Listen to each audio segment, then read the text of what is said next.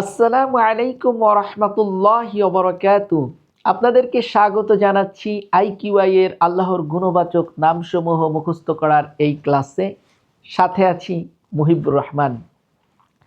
আজ আমরা শুরু করতে যাচ্ছি অত্যন্ত গুরুত্বপূর্ণ বরকতময় একটি ক্লাস। এই ক্লাসে আমরা আল্লাহ সুবহানাহু ওয়া তাআলার গুণবাচক নামগুলোকে শিখব এবং তার অর্থ জানব। প্রত্যেক মুসলিমের দায়িত্বই হলো আল্লাহ সুবহানাহু ওয়া তাআলা সম্পর্কে সঠিকভাবে জানা, আর সেজন্য আমাদের কর্তব্য হলো আল্লাহ তাআলার নামগুলোকে সঠিকভাবে জানা।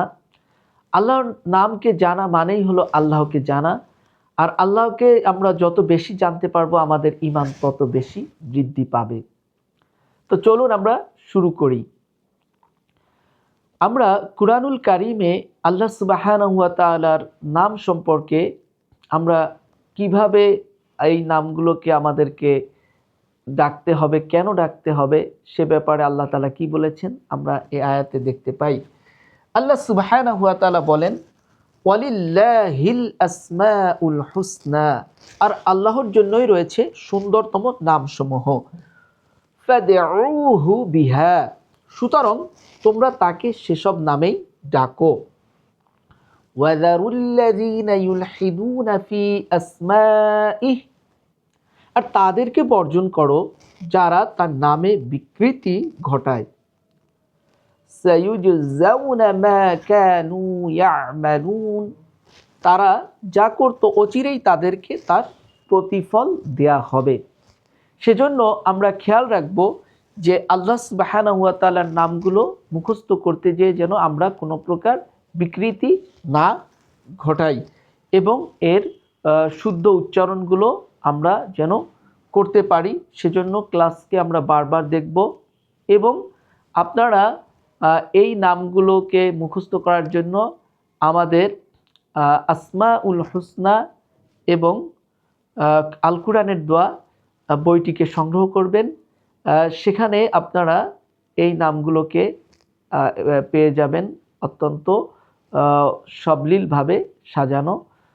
তো ইনশাল্লাহ আমরা পরবর্তী যে অংশ রয়েছে আমাদের ক্লাসের সেখানে আমরা চলে যাচ্ছি।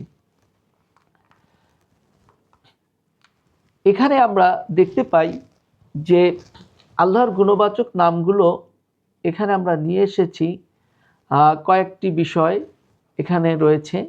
শুরুতে আমরা আরবি দিয়েছি এবং নিচে তার ছান্দিক উচ্চারণ দেয়া হয়েছে বাংলাতে।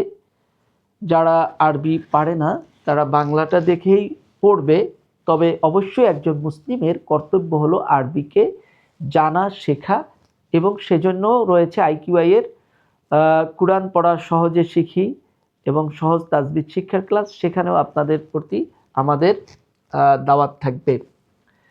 তো এখানে আমরা শুরুতেই আরবি এনেছি। আরবিতে আমরা তাজবিদের নিয়ম যেভাবে রয়েছে, যেখানে টান রয়েছে সেখানে আমরা টান দিব, যে জায়গাতে তাসদিদ রয়েছে সেখানে আমরা তাসদিদের নিয়ম হলো কোনো হরফে হয় যদি সুকুন বা সাদ্দা পড়তে হয় নিয়ে ফাতহা কাসরা দাম্মা।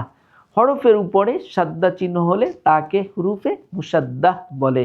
হুরুফে মুসাদ্দা একটু সময় ধরে সাদ্দাহ যুক্ত হরফকে সময় নিয়ে পড়ে। তো সেজন্য আমরা এখানে যে যে জায়গাগুলোতে সাদ্দাযুক্ত অক্ষরগুলোকে হুরুফে মুসাদ্দাহ বলে, আর হুরুফে মুসাদ্দা তাসদিদ যুক্ত যে অক্ষরগুলো আছে সেই জায়গাতে আমরা যখন মিলাবো সেখানে একটু সময় নিয়ে বলবো। এরপরে টানের যে জায়গাগুলো রয়েছে সেখানে যেখানে আলিফ মাদ, ইয়া মাদ, ওয়া মাদ, মাদ্দে তাবাই বা মাদ্দে আসলি আমরা বলে থাকি, তাজবিদের পরিভাষায় সেই নিয়মেই অ্যাপ্লাই করব। এবং আমরা বাংলাতেও আমরা যে জায়গাগুলোতে টান হবে বাংলা উচ্চারণে সে জায়গাগুলোতেও আমরা যেখানে টান হবে সেখানে মালিক, এখানে মাদ টানের নিয়ম দিয়ে দেওয়া হয়েছে। রহি দীর্ঘ ইকারের পরে একটি হাইফেন দিয়ে দেওয়া হয়েছে, তার মানে এখানে টান দিয়ে বলতে হবে।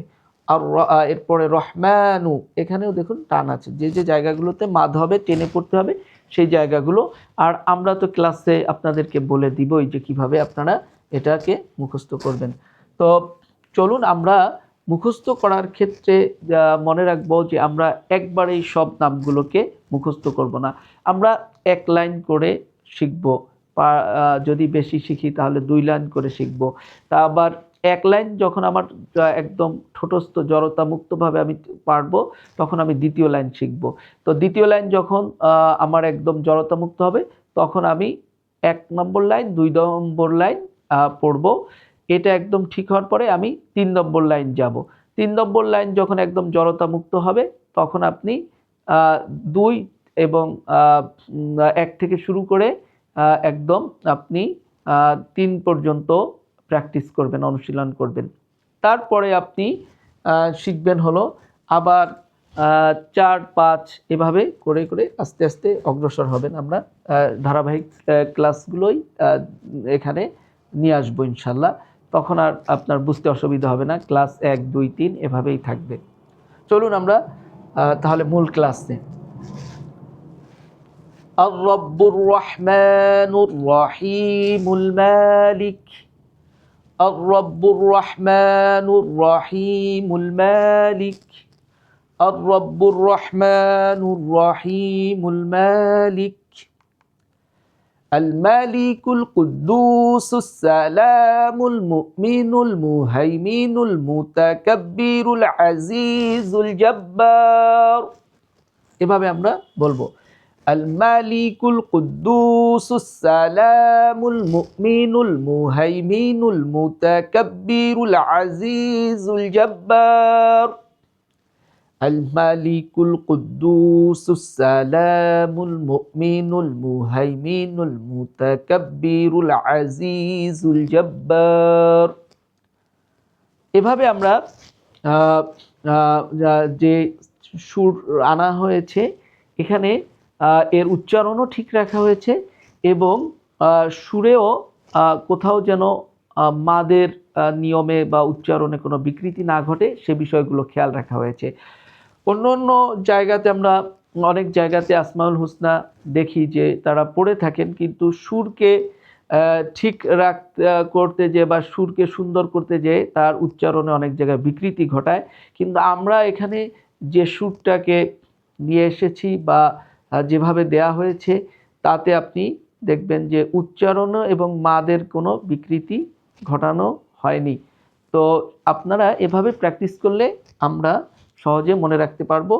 তো আমরা এবার আবার 1 থেকে 3 নম্বর লাইন পর্যন্ত বলবো।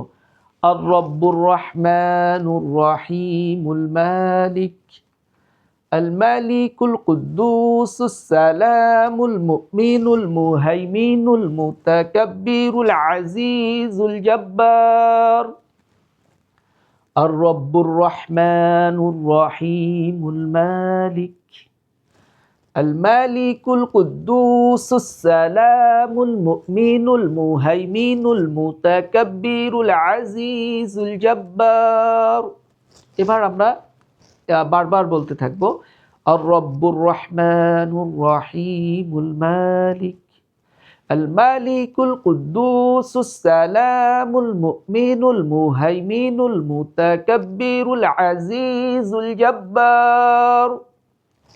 তো ইনশাল্লাহ আমরা এভাবে প্রথম 3 লাইন শিখলাম। এর পরবর্তী ক্লাসে আবার 2 লাইন শিখব। তো ইনশাল্লাহ আমরা পরবর্তী ক্লাসে আবারও কথা হবে। আপনাদেরকে এই নামগুলোকে মুখস্থ রাখা এবং মনে রাখা আর জন্য বারবার প্র্যাকটিস করতে হবে এবং রেগুলারলি আপনারা 1 বার 2 বার চলতে উঠতে প্র্যাকটিস করবেন, অর্থগুলোকে মনে করবেন এবং কুরআনুল কারিমে কোন আয়াত থেকে নামগুলো এসেছে তার শব্দ উৎস কী সেগুলো আমরা এখানে নিচে রেফারেন্স হিসাবে দিয়েছি। আর আমাদের যে আসমাউল হুসনা আল কুরআনের দোয়া রব্বানা রব্বি হে আমার রব, হে আমাদের রব, এই বইতে আপনারা পেয়ে যাবেন নিচে একদম আয়াতের অর্থ সহ। তো ইনশাল্লাহ আপনারা বইটিকে সংগ্রহ করবেন। সকলের কাছে দোয়ার দরখাস্ত রেখে আজকের ক্লাস থেকে বিদায় নিচ্ছি। দেখা হবে এর দ্বিতীয় ক্লাসে ইনশাআল্লাহ। আসসালামু আলাইকুম ওয়া রাহমাতুল্লাহি ওয়া বারাকাতুহু।